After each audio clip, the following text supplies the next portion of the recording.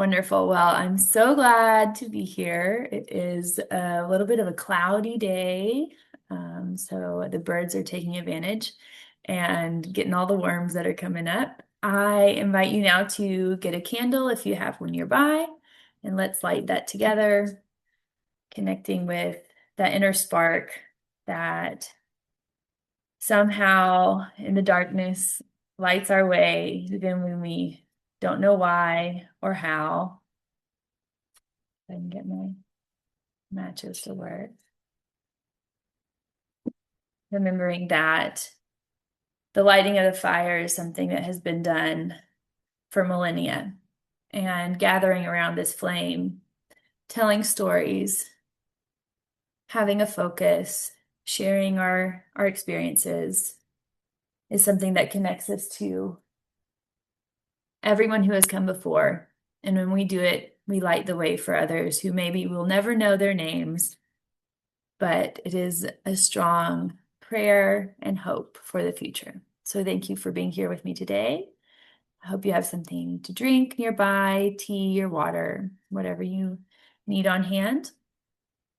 And we will get started. I'm going to share my screen.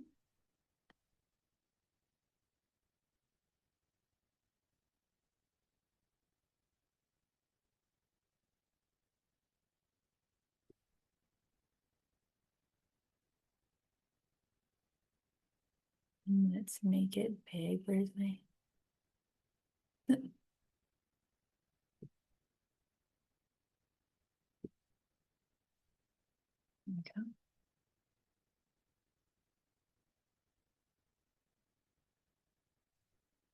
Started at the end. That's all right. Okay. Welcome to the Art of Herbalism. This is a creative space to connect with herbal medicine, and herbal medicine also meaning with our bodies, with our space that's around us, because all of the elements coming together is what allows us to flourish, to bloom, to move forward in our path. My name is Tlazol, and it is an honor and a joy to be here with you today. I am an herbalist, which sometimes titles freak me out a little bit, to be honest. I often have a hard time, focusing or naming myself as this because I feel like this is something that's always in process. It's a path. It's something like the cyclicity of life. I plant something, it grows, I learn from it, I experience it, winter comes, and then you start all over again.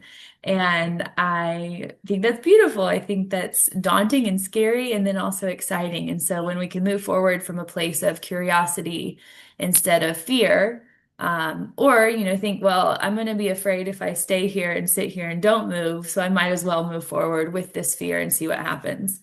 And these little hands you see at the bottom of the screen are my baby's hands, not so baby anymore, holding on to a beautiful purple maypop flower. And this is actually in my grandmother's garden, who she lives in Oklahoma. That's where I was born. And I love that continuance. It's the my grandmother's garden. Here I am, and my child who is experiencing through me and through their own eyes and senses life and the flowers and the medicine that we encounter and that surrounds us. And it's a joy also to learn again and learn in different ways through this new person's experience. Great teacher. So like I said, this is the maypop flower. And let me get my little book. The botanical name is called Passiflora incarnata. You may have heard it called passion flower. It's also known as apricot vine. And I prefer to use maypop as a decolonial stance and a reformatting of names, and also to honor and recognize that this plant was used and is continued to be used by native cultures that were here long before the English language came along, long before the Christian religion came along, and that's why they call it passion flower, referring to the Passion of Christ or the crucifixion of Christ. Incarnata means carne means flesh or body, and then ata is like, so a body like passion, like the Passion of Christ. The Cherokee people in Appalachia and in the Southeast, they name it Ocoee, and that's also the name of a river that goes through like Chattanooga, that part of Tennessee. And Ocoee is actually the name of this flower or of this place, and because Oko refers to this plant, and then E means place of in the Cherokee language. So Ocoee, it's the place of the maypop or the place of the apricot vine. And it's an intense and beautiful flower, very easy to recognize.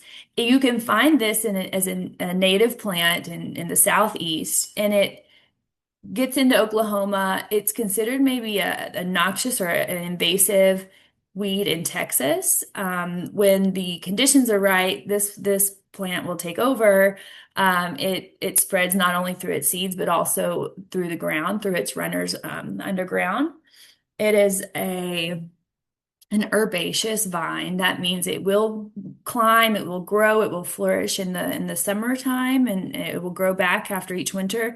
But during the winter times, that vine will die. The root stays alive underground, kind of hibernating, waiting for the perfect moment to come back again. And so it is found starting to come up now, still probably not. I have some that's planted in my garden that's starting to come up, but probably out in the fields where it grows naturally, it probably is still a little bit too early to be coming up. It is, uh, like I said, a pretty recognizable plant. When you see this flower, I don't think you'll be confused about what it is. And that inspires me to say, like I mentioned in the last class, the true identifier, the easiest way to identify a plant is when it's in flower. Sometimes there are leaves that are very telltale.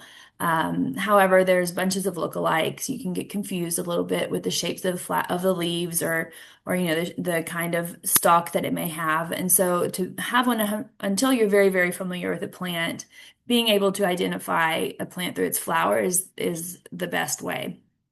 And here, the maypop flower is incredible.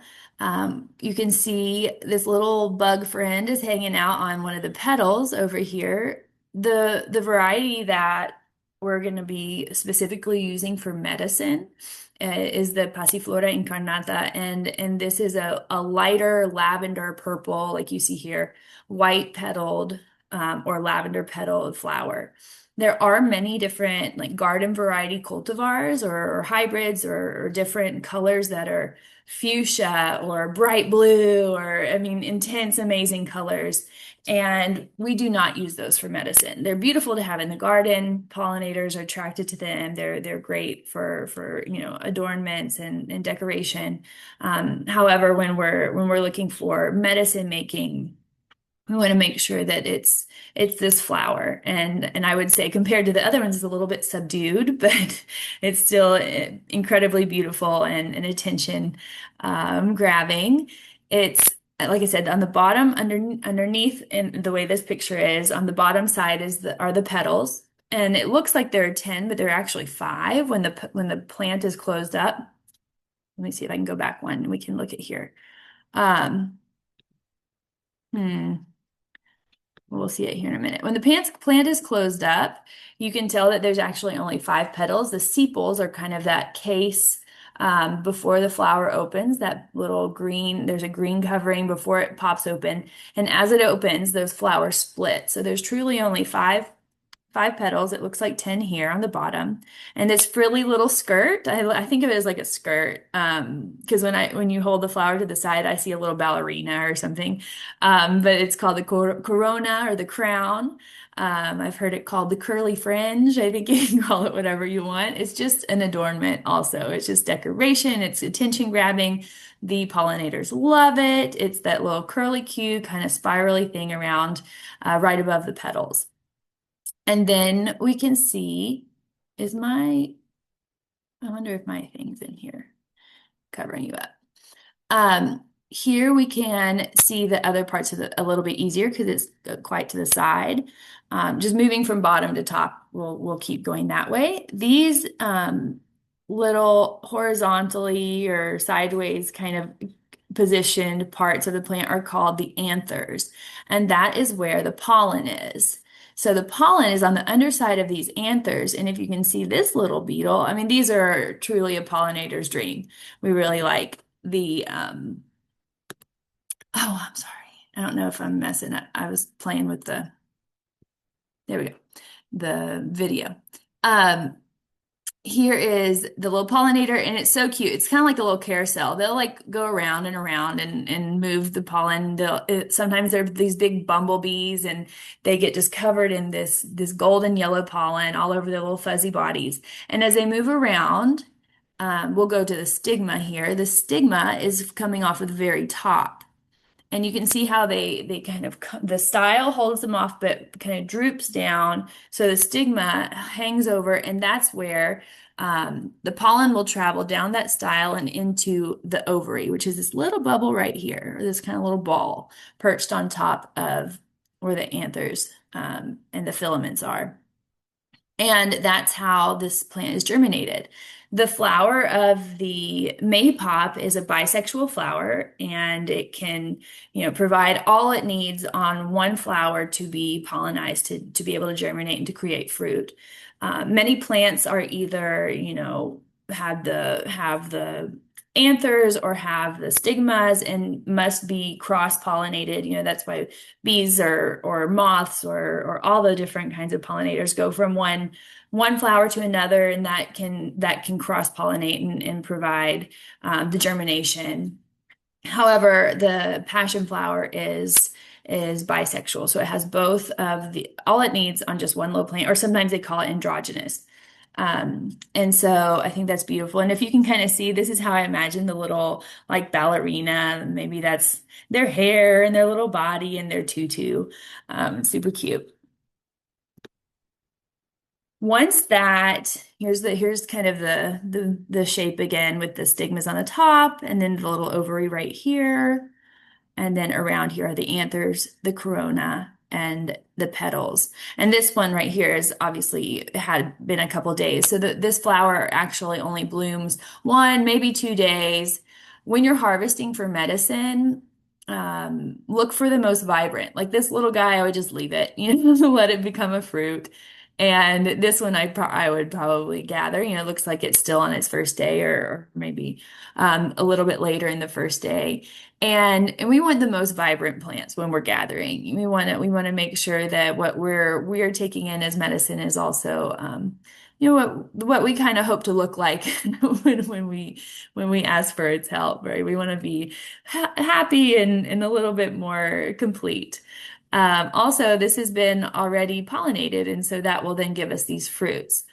You can see by these fruits why it might be called apricot vine, because it looks like a big fruit or a big sort of apricot, some kind of juicy plump fruit. When in reality, the shell or this cascara, I don't know exactly the word in English, is kind of like an egg, like it is a shell. It's got this case, and when you break it open, it will have these little seeds and kind of juicy, kind of like a pomegranate seed, perhaps um, or like gel substance. This fruit that you see here is not ripe yet. This is still, it would probably be very dry inside still. And you can see, I'm going to zoom in a little bit. You can see here, maybe I can get both of these on the screen. So this is the little ovary. And that's where how big it grows. So once that gets germinated, it grows really, really large. Inside are the ovules, which turn into the seeds when they're pollinated. This is the corona and the petals that dry up there, and then down here is the stigma. And so that gets to be really large. And when it's time to eat the fruit when it is kind of wrinkly and yellow, which doesn't sound very appetizing perhaps, but that's when it's gotten more juicy, it's gotten more sun, it's had time to truly ripen. And so then you can just like pop it open and slurp it. You can eat the seeds, and it's really good for a garden snack or something you carry around in your bag when you're walking around. I have this one. You can see kind of a fence or a little trellis there. These are not really strong climbers. You can see this tendril that comes over on the edge, and this is a little like curly Q. You can see here kind of fuzzy in the background. In the wild, if you're walking around, you see this. These will grow along the edge maybe of a field where the grass or the tall grasses or the tall plants allow it to get about maybe waist high, a little bit higher. They're not going to be crawling all over the place when I plant them, when I have them in my yard, or when I'm kind of like training them. Maybe I could tie them up or pull them up onto a trellis so you can create a shade or you can have an arch of them. But found in the nature, they're going to be a little bit more low climbers. Also, the may pop, that pop word comes from, they grow on the ground too. They'll crawl along on the ground and take advantage of the shade. Sometimes in the shade, they're like a little bit more long lasting, the flowers and the fruit. But they come from if you're walking along and pop, you step on them, they'll pop and make this noise. So I think that's where that name comes from. Again, this is that lighter color purple flower um, that we're looking for when we're looking for the ones to make medicine. This is, what am I changing? There we go. This is oops, sorry. Trying to pause it. Oh my goodness. We'll just listen to this and make it stop that way. We don't really have to listen.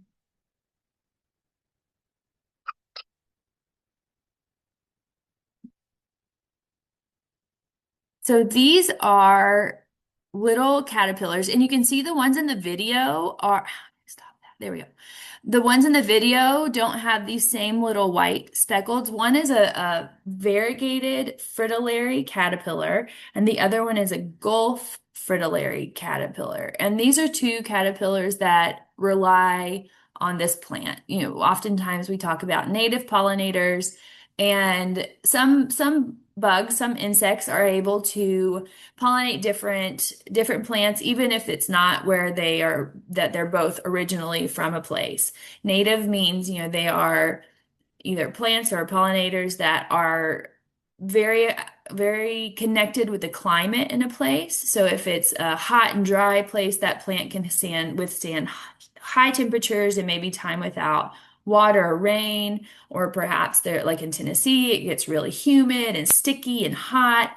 And so these plants are very good and very resistant to the climate, or can work well and thrive in these climates.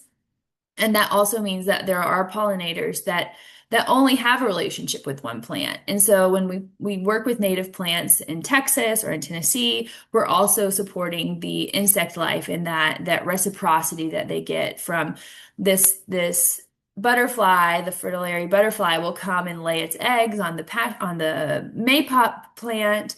Oh, you can see the little curly cues here a little bit better, and in the video, that's where they grab on and climb up. And then once the eggs hatch and turn into these caterpillars, then the caterpillar has something to eat. Now that can be kind of maybe unsettling or unappealing to to some people. I find it wonderful. I do try to harvest the medicine that I want before the caterpillars get to it. And also, I know of people who will like pick the caterpillars off and try to contain them and give them some of the leaves to eat. And that way they still have their, perfect plants to gather from. However you feel drawn to do that. And and the flowers tend to be attractors of bumblebees, of beetles. There's all kinds of beetles. There's sweat bees, which is kind of like iffy too. You don't want to get stung by a sweat bee. That doesn't feel good. But several insects benefit from this plant, and I think they're just beautiful. And that I was playing in the garden there with my little baby. This was last year in the where I was planting, and there were so many. I'm going to play it just because you can see how many caterpillars are being able to be fed by this plant.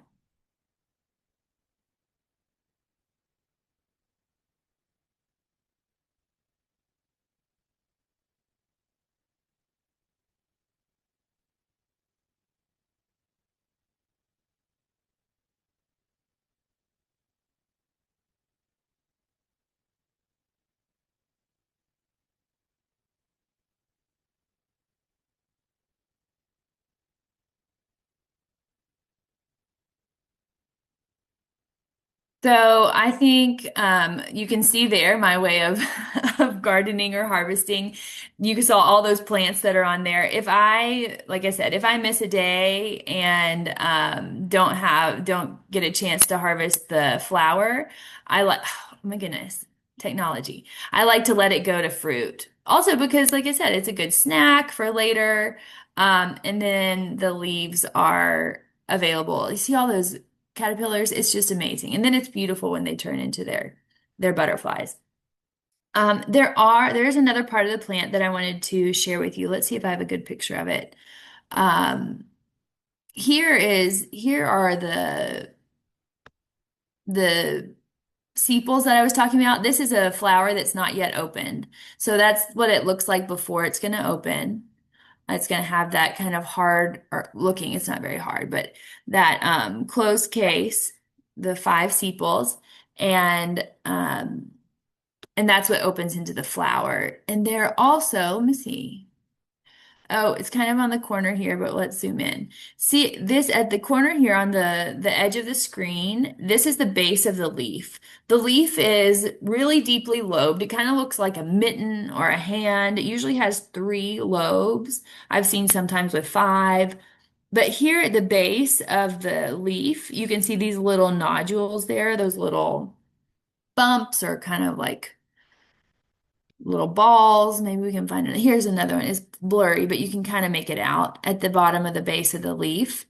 And those are called nectaries, and they also are at the base of the flower. And those attract many ants. They also are the sweet things that attract the pollinators. Just a little extra treat for them. So they don't only have to get to the flower to receive, a good medicine or treat or substance.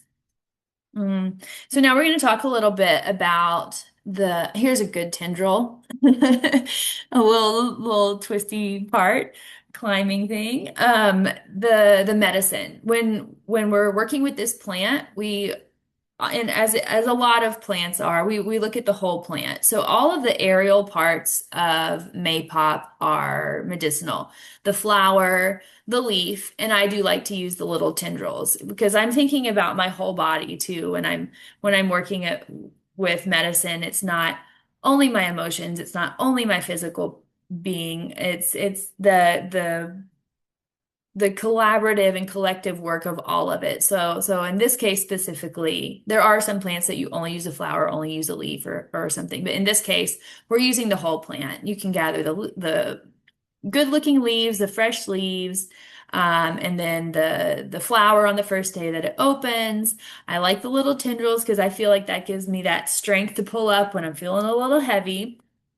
Because this plant is used in, I think typically and probably most popularly, you're gonna find Maypop in like insomnia or anxiety blends, or even alone. When you use it alone, you might find teas that are that Maypop is in a calming tea. It's really great for insomnia, and that like if you have a hard time going to sleep, or also if you fall asleep fine, but then maybe you wake up in the middle of the night, this is a really great plant to look for in those moments because it's called a hypnotic. So it's not like a sedative.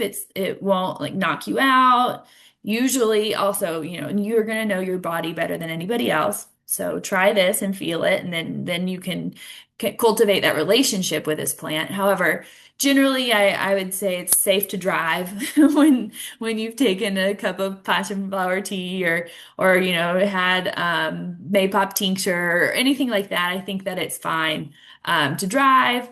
It's hypnotic in that kind of that idea of like a lulling, right? I imagine like, oh, the you're getting sleepy, and maybe not sleepy is the right word, but you're getting focused, you're getting calm, you're getting centered.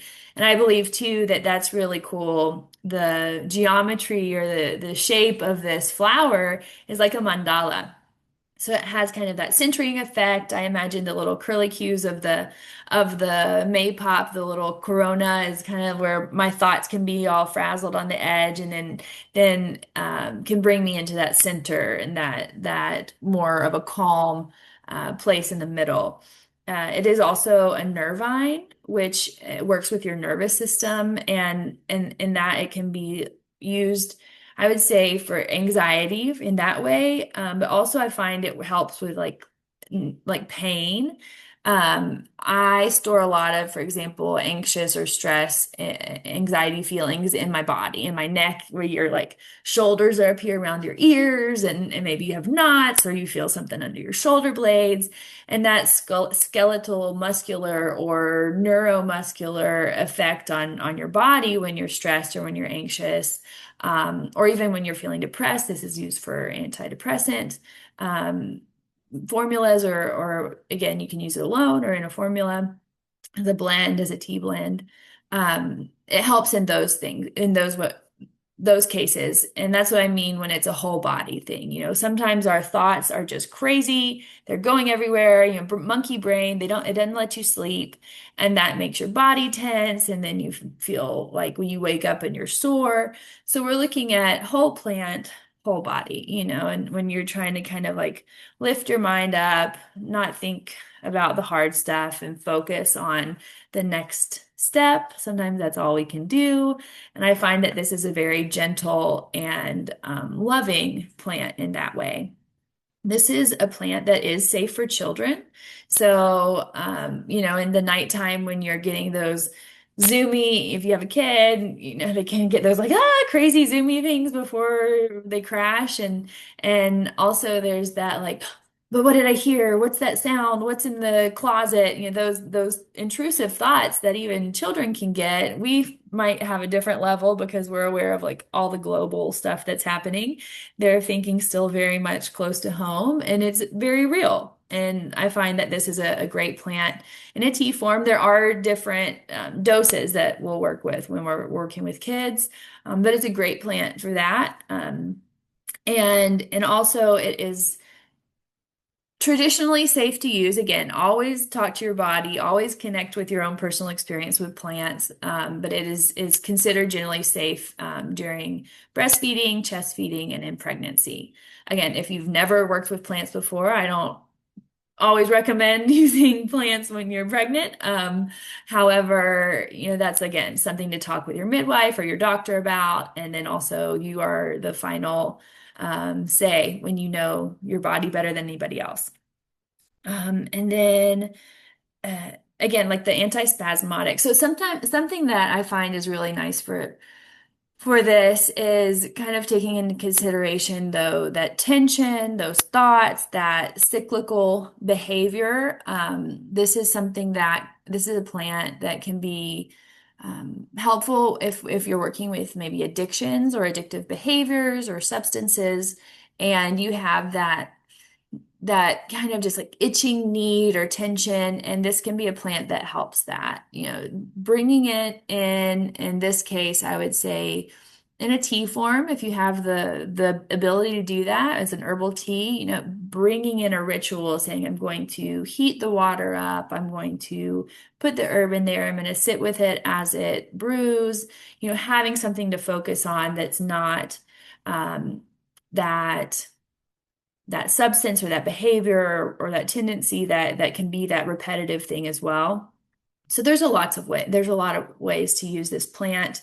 As I said, you can use it as an infusion, which is like tea blend. You can use it in a tincture, and This traditionally, I've never used it as a culinary herb or had it in my kitchen.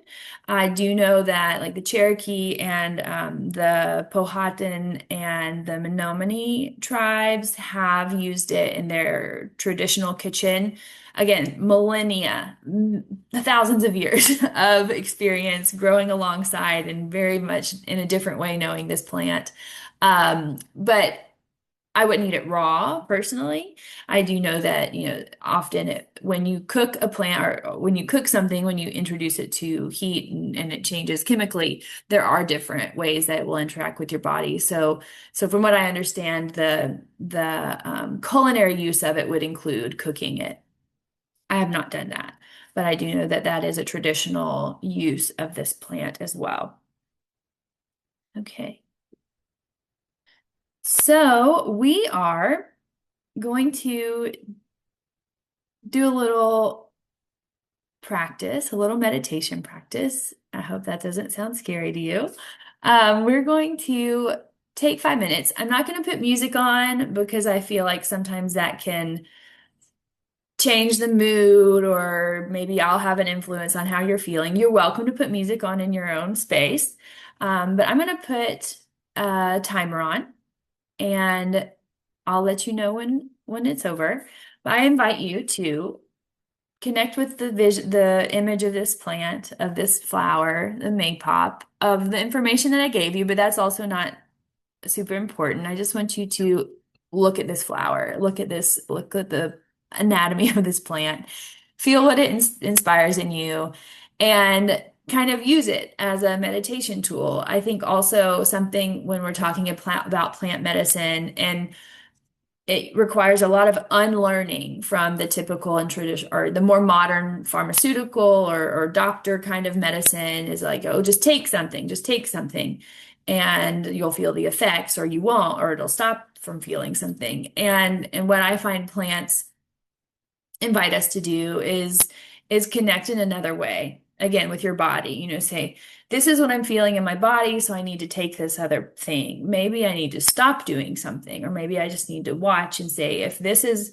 a thought I'm having, where do I feel it in my body? Or if this is an accident I've had, how is that affecting my emotion, right? Because we are made up of several bodies, the emotional, the spiritual, the physical, and they're all connected. And that's something that we are able to do through plants is connect in a different way. When we're surrounded by the beauty of flowers, that's another way that we can receive the medicine. We don't always have to ingest it. And often, if you're just getting into plant medicine, I recommend that as well. Have a plant in your home, water it, watch how it grows, smell it, and then maybe taste it, and then maybe use it as a tea. But first, just have it around you, because also that plant that you have nearby is observing you and feeling your energy. So when you can have a relationship in that way, I do believe the medicine is transmitted in a lot of other ways that maybe we aren't so like mind consciously aware of. So that's what we're going to do right now. We're going to take a moment. Or a few minutes. I'll put a timer on, and I'm going to be quiet. And we're just going to look at this beautiful flower and then move on. So enjoy.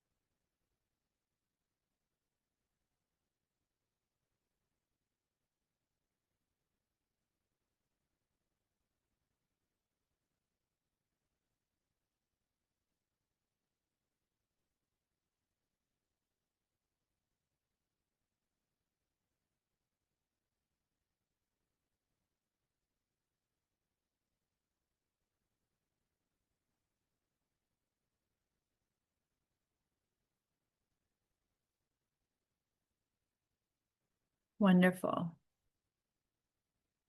All right, so I'm going to invite you to stretch your arms up and take a big deep breath. Oh, maybe yawn if you need to, wiggle around. If you feel like standing up, stretching your legs or your body. Again, I think the image of this plant is inspires movement too. So we might feel that in our body, and that's always okay. It's good to move and to feel where sometimes our thoughts have gone when we take a moment to sit with them. And now I invite you to take your book or your piece of paper, anything that you have nearby that you're able to. And we're going to take 10 minutes and we're going to just write. Write, scribble, whatever you have, but words, like get them out of your head. And so we're going to put them down onto paper. I'm going to put another timer on and do that without thinking about if you're spelling it right or punctuation, or that doesn't matter. It's just kind of maybe things that came up or without thinking too much about what the end result will be. And we're gonna let ourselves get it out of our mind, move it down through our arms, and put it on the paper. So I'll put that time on. I'll tell you when. Don't worry about what time it is, and I will let you know. So grab your piece of paper again. To drink some water. Move around if you need to before you do this. If you felt some things in your body, place your hands above your heart or your belly or your hips or your neck, wherever you might have felt some physical things, and bring your attention there. Do what you need to do in order to feel good. And we'll start this next part. So now we're just going to write. Maybe get a purple pen or something. Not necessary. It just occurred to me. Here we go.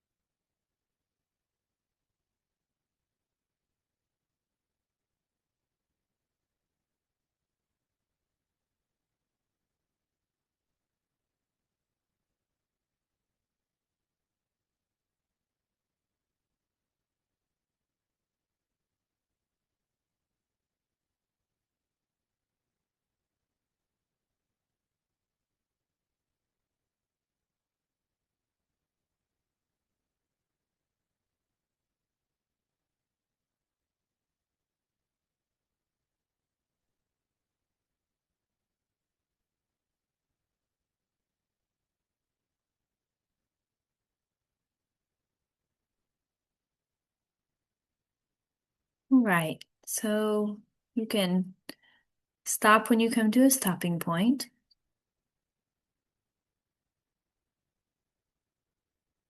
If you need to go a little bit more out, that's fine.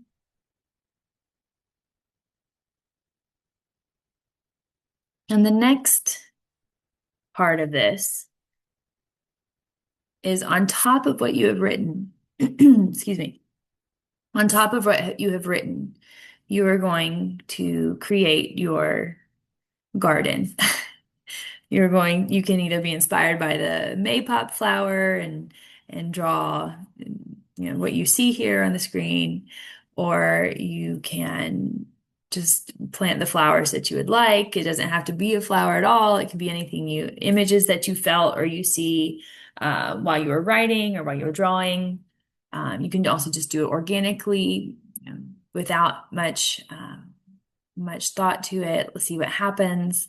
But do it on top of these words. So maybe you don't even see the words that you've written at the end, but that is also kind of the groundwork. When we're working towards something, when we have an idea and it gets mulled about in our heads, first we sat with it and then we manifested it on the paper.